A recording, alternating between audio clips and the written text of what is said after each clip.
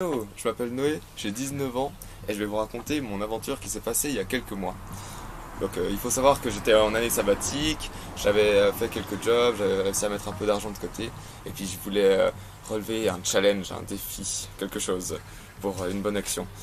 Et donc je me suis dit je vais partir en Nouvelle-Zélande faire de la randonnée. Il s'est passé plein de choses et je vais vous en raconter quelques-unes. Donc déjà, 3 jours avant le départ, là, ça commence pas bien. Je remarque que mon passeport n'est plus valable depuis quelques mois. Et puis, ouais, donc je peux pas prendre mon vol. Voilà, on est lundi, il est minuit, enfin, c'est dimanche soir, lundi, voilà. Et puis j'ai mon vol qui est lundi à 13 h. Donc c'est vraiment chaud. Alors ce qu'on décide de faire avec mes parents, vraiment à la dernière, c'est qu'on va partir à 3 h du matin, prendre la voiture, rouler jusqu'à Lugano, faire un passeport d'urgence et puis aller ensuite à Milan où j'ai mon avion pour aller le prendre. Donc on fait ça, il neige beaucoup, les autoroutes sont en mauvais état, mais on arrive à accéder à Lugano au petit matin, on arrive à avoir mon passeport très rapidement, ça, c'est une bonne chose, c'est un passeport d'urgence, et après on arrive à Milan à temps. Ouf. Mais c'est pas encore fini. Quand j'essaie de faire le checking, on me dit que je peux pas, puisqu'il me faut un vol de retour, ce que je n'ai pas. Donc rapidement, j'achète un vol pour ne pas rentrer en Suisse, mais pour simplement aller en Australie, vu que j'avais des amis là-bas. Et je peux toujours pas faire mon check-in parce que il faut un visa pour l'Australie, donc je dois courir à travers l'aéroport pour aller acheter un visa. Et puis finalement c'est bon, je peux monter dans l'avion. Franchement j'y croyais plus, donc ouais, alléluia, c'est trop cool. Ensuite, le lendemain, j'arrive à Bangkok, où je fais mon escale. Là, j'ai un ami qui est au même endroit, dans cette même ville, donc on se rencontre, on va manger des nouilles. C'est la première fois que je suis en Asie, et puis je vois qu'il y a plein de trafic, et puis ouais, il y a de la pauvreté aussi, mais c'est assez choquant, mais c'est bon, c'est riche comme endroit, vraiment. Enfin, riche en culture et puis en nouveauté pour moi. Mais ouais, c'est vraiment pas cher. Donc voilà, j'en profite. Après, je retourne à l'aéroport, prendre mon deuxième vol. Et là, j'arrive à Auckland, qui est la plus grande ville de Nouvelle-Zélande, mais pas la capitale. Et puis, ouais, j'arrive en début d'après-midi. Je fais quelques achats. Voilà, de la nourriture, un filtre à eau, que finalement, en fait, j'utiliserai même pas. C'est pas grave. Powerbank, voilà, gaz, boussole, quelques trucs qu'il me fallait encore avoir. Et puis timide, je commence à lever mon pouce pour essayer de faire du stop. Puisqu'il faut savoir que Auckland c'est au milieu de l'île. Et puis moi, la marche que je voulais faire, elle commence au point le plus au nord, à Cape Reinga, tout au nord. Et je me suis dit, je vais monter là-haut en faisant du stop. J'avais pas d'expérience en stop et je me suis lancé et ça s'est bien passé. Je vais vous le dire. Donc voilà, je lève le pouce et direct, il y a un gars qui me prend dans sa voiture. Et ça c'est trop cool. Après, il me dépose à un endroit où j'arrive pas vraiment à faire du stop, donc il y a un arrêt de bus. Je prends le bus sans savoir où est-ce qu'il va. Je me suis dit, ouais, on verra bien. Mais c'était peut-être pas une bonne idée. Le bus il m'amène dans un endroit reculé et où il y a personne qui passe et puis c'est même pas vraiment la bonne direction.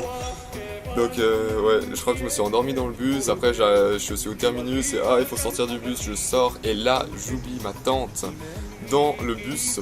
Grosse erreur. Et je remarque que beaucoup plus tard.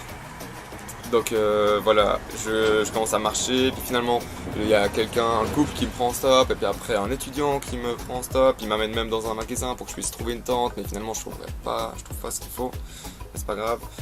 Et finalement je rencontre des jeunes super sympas devant un McDonald's, et puis on passe la soirée ensemble, et puis je vais même finir par dormir chez l'un d'eux, donc trop cool. Voilà. Par contre le lendemain il doit aller travailler, et puis il se réveille à 5 h, donc moi aussi. Et ça fait tôt. Donc ça c'est le jour 1.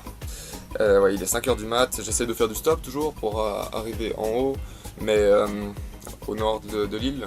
Mais voilà, 5 h du matin, il fait encore nuit, et il n'y a presque pas de trafic, c'est pas des bonnes conditions pour faire du stop. Une fois que le soleil se lève, les choses s'arrangent, il y a un Maori, un témoin de Jéhovah qui me prend sur peut-être 2 heures de route, trop cool, à peine il me dépose, Il y a un gérant de bûcheron, ouais, il me semble que c'était ça, son métier, qui me dépose même à un magasin pour que je puisse acheter une nouvelle tente. Donc là j'ai une nouvelle tente, c'est cool. Et puis j'achète aussi un chapeau, et après je continue, et ils me déposent, et après c'est deux japonais qui me prennent, super sympa. Et puis ils vont exactement là où je dois aller, donc c'est parfait. On s'arrête pour manger des fish and chips, parce qu'on a pas mal en Nouvelle-Zélande et c'est super bon. Et puis tout va bien, sauf qu'ils conduisent pas très bien et on fait un accident. Il va trop vite dans un virage sur une route de gravier, la voiture elle sort de la route et puis bam, ouais, la voiture se met de côté, les airbags explosent. Aïe, heureusement personne n'est blessé. Et puis voilà, le conducteur il va sur la colline la plus proche, appeler la police. Et puis moi j'étais juste là. Je fais bien et tout, j'ai pas envie d'attendre que la police arrive dans cet endroit reculé, donc j'aurais dit bye bye, à plus, et puis j'ai continué mon petit chemin de bonhomme.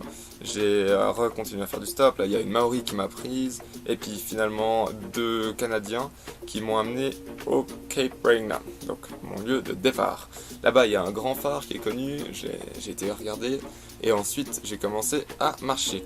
Il était 5h du soir, je m'étais levé à 5h du matin, et je savais qu'il y avait un camp 12 km plus loin. Donc je me suis dit, il faut que j'arrive à l'atteindre avant le coucher de soleil, ça serait bien. Donc à peine j'ai commencé, que déjà j'étais en train de tracer, avec un rythme soutenu.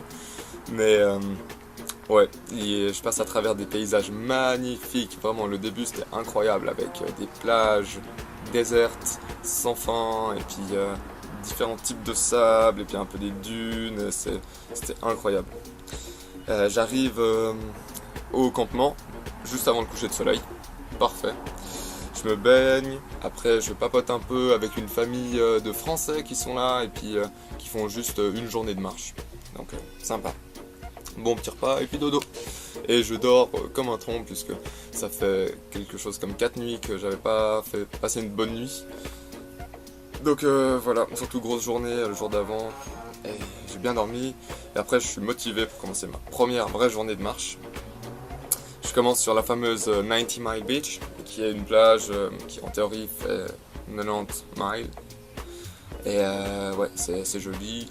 Il y a un bébé baleine mort échoué, c'est un peu moins joli, mais je pense que c'est des choses qui arrivent. Je commence à avoir des traces de pneus sur la plage. Et puis après, je vois des pêcheurs qui sont là au bord de la plage avec leur 4x4. Ils sont super sympas, je papote avec quelques-uns d'entre eux. J'essaye différentes techniques pour marcher sur la plage, puisque c'est quelque chose que j'ai jamais fait. Marcher pendant une journée, 2 journées ou plus sur la plage. Donc j'essaye à pieds nus, mais finalement les frottements ça me fait mal. Alors je mets des chaussures légères. Ouais. Le soleil tape super fort. On est en février, je sors de l'hiver suisse, je suis pas prêt pour un soleil pareil. Je mets de la crème solaire, je mets mon chapeau, un bob, comme vous pouvez voir sur les images. Et puis ouais, je brûle quand même à cause de la réflexion du soleil sur le sable. Aïe aïe aïe. Mais ça je le saurai que plus tard que j'ai commencé à brûler ce jour-là. Je traverse pas mal de petits ruisseaux qui se jettent dans l'océan. Et puis j'arrive à un petit campement.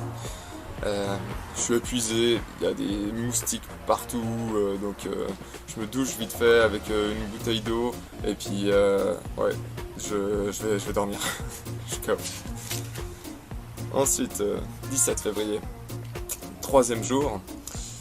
Voilà, au réveil je me sens mieux. Et puis à côté il y a quoi? Il y a une famille de Maoris, ils sont une dizaine, ils sont venus là en 4x4. Et puis ils sont suréquipés, au point qu'ils ont un barbecue, un micro-ondes, incroyable. Et ils m'offrent le petit déjeuner. Donc je mange des eggs and bacon, je mange des saucisses avec du fromage à l'intérieur. Enfin des trucs que j'avais jamais goûté. Enfin eggs and bacon je connaissais mais ils sont super sympas. Et puis ils arrêtent pas de rire, ils sont tellement dans une bonne mood, ça fait trop plaisir. Et ensuite, je retourne sur ma plage, je continue de marcher. Et ouais, longue journée, il y a plein de coquillages, il y a plein... C'est vraiment beau, même si on pourrait croire que c'est tout le temps la même chose. Après, on regarde les détails et puis on voit des différences dans la beauté, c'est magnifique. Et il y a quelques nuages aujourd'hui, heureusement pour ma peau. Ensuite, voilà, je rencontre Holly, qui est une fille d'Angleterre, qui fait aussi le thé Araroa, qui est donc la marche que je fais, j'ai oublié de vous la nommer. Et puis elle vient de commencer. On marche 1 heure ensemble et puis on atteint un camping où on décide de s'arrêter. Moi de base je voulais pas m'arrêter dans des campings, je voulais tout le temps faire du camping sauvage, mais je me suis arrêté ici.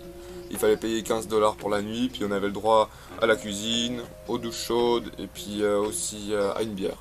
Ça va. Et puis je rencontre aussi un couple de Français qui font du woofing dans ce camping. Super cool. Et j'ai toujours pas de réseau en fait sur la carte SIM que j'ai achetée à l'aéroport. Je me demande si on aura bientôt.